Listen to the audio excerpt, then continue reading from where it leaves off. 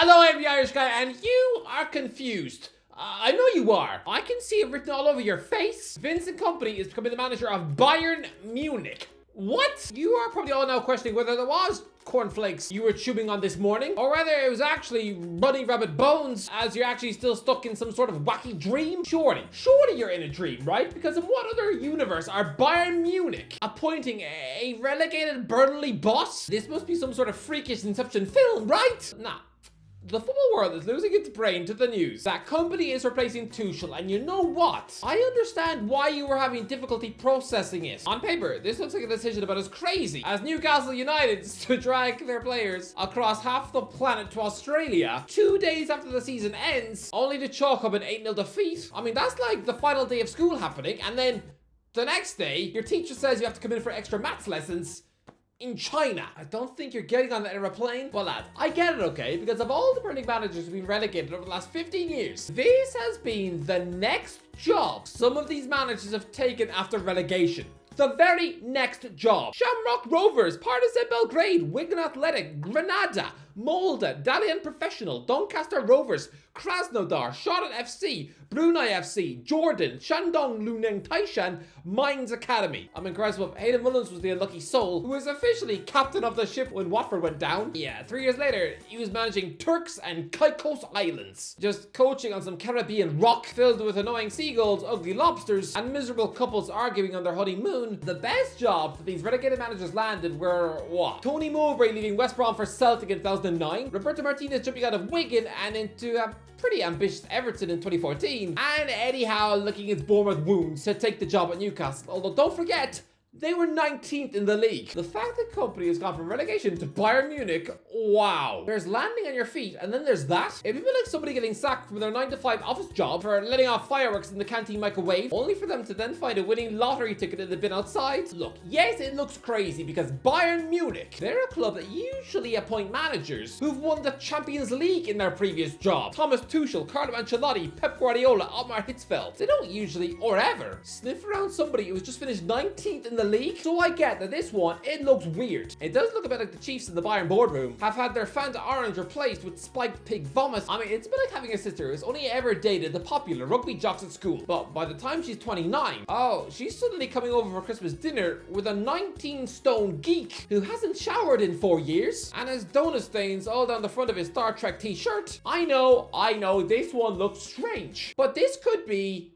genius. This is them thinking outside the box and aiming for a Xabi Alonso-esque young and hungry manager with flavoursome tactical ideas. I mean, both guys were legendary players who soaked up some footballing knowledge under Pep at the end of their careers. I mean, it's getting to a point now where people are trying to mold their own versions of Guardiola. If they could clone him in a lab, they would. It's getting to a point now where if you're even a coach who even shared a lunch with Pep once, you're getting a job. I mean, Chelsea are a club who were rejected by Guardiola about 9 times. And now the new ownership group is shamelessly trying to hire his look-alike. Enzo Maresca, he looks like Pep's clone, and he was his assistant boss. Chelsea are convinced he's the next Mikel Arteta, right? I mean, we've seen with Xabi and Xavi, footballers who have played in Pep's midfield, they've gone on to be successful title-winning managers. So Bayern, they're rolling the dice with Kompany, and you know what? Why not? I mean, what was the alternative going to be? Ralph Rangnick? Boring! I can't think of a more uninspiring, ugly appointment than going for a 65-year-old Rangnick, who's already drifted into semi-retirement in the cozy part-time job of international football. This man is some specky nerd who's been coaching in German football since the 80s. He has been a Bundesliga mid-table journeyman. Bayern getting him would be like Manchester United appointing Sam Allardyce. By the way, speaking of Man United, right now, apparently, they're in tentative talks with the representatives of Kieran McKenna. I swear, if you actually appoint the man who used to make Jose Mourinho his coffee, I think my brain might explode. Surely,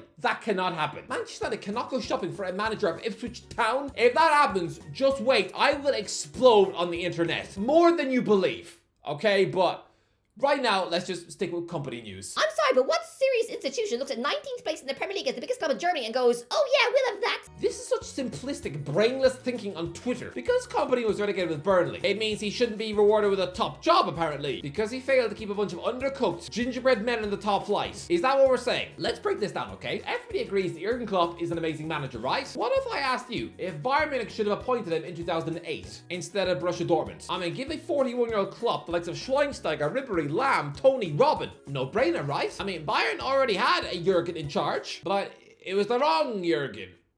It was Klinsmann, who was recently sacked by South Korea. But lads, I think if Bayern Munich fans were given access to a time machine, they would want their club to go back and appoint the right Jurgen. The true bowl of Special K. Yeah, guess what?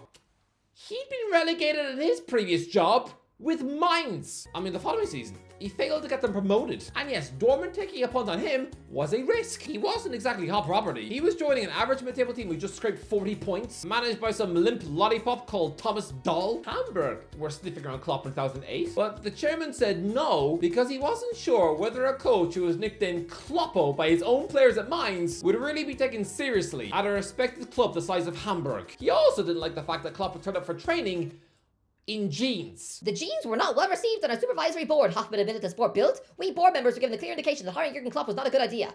Seriously?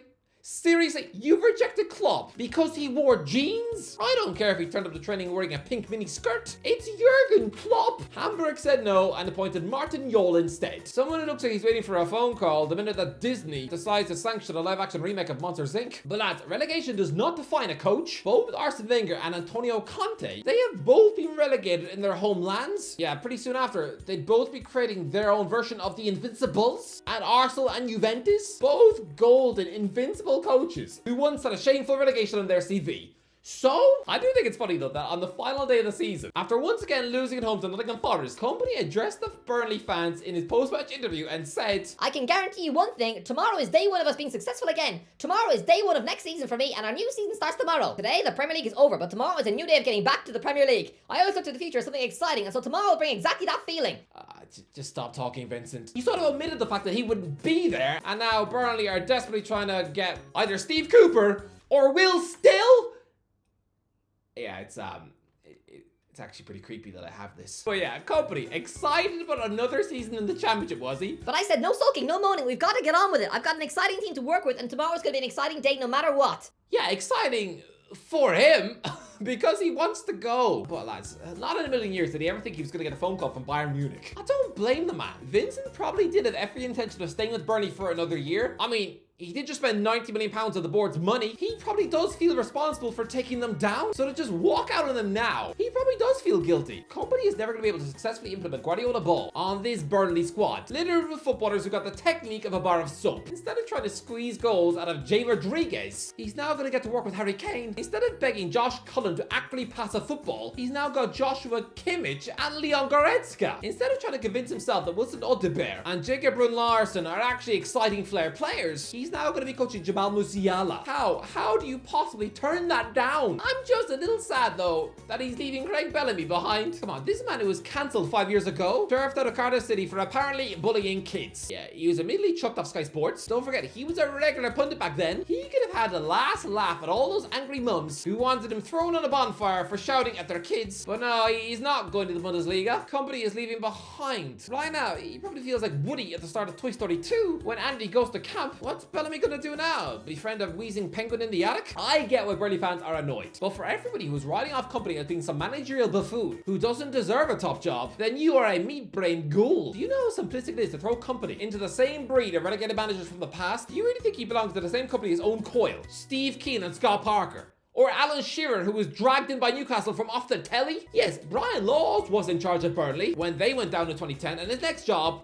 was Shamrock Rovers for a month. But I don't think he's whining at home, thinking it's unfair the Kompany also took Burnley down, and yet he gets Bayern Munich. I think Laws has more insight than that. Kompany is still an exciting fresh manager. I mean, right now, Maresca is hot property after helping Leicester City bounce back with a swagger, sticking 97 points on the board in the championship. Yeah, Burnley under Kompany recorded 101, and Leicester, they were a mostly possession-based side. Anyway, after 4 years of Brendan Rodgers, Kompany had walked into a football club who hadn't bothered to pass the ball in over 10 years. Since Eddie Howe was briefly in town, Kompany is a quality coach. And yes, Bayern Munich have embarrassingly stumbled upon this. He's what, their 6th choice? This does seem a bit like when Tottenham moved all the way down their shopping list to just settle for Nuno Santo back in 2021. But I actually think this will be a special move. Kompany is going to be class. Anyway, that's Steve. Let me know, what do you think? Let me know in the comments below. Is this gonna work? Let me know in the comments. If you enjoyed the video, don't forget to give a like, share, and subscribe. And as always, I'll talk to you in a while.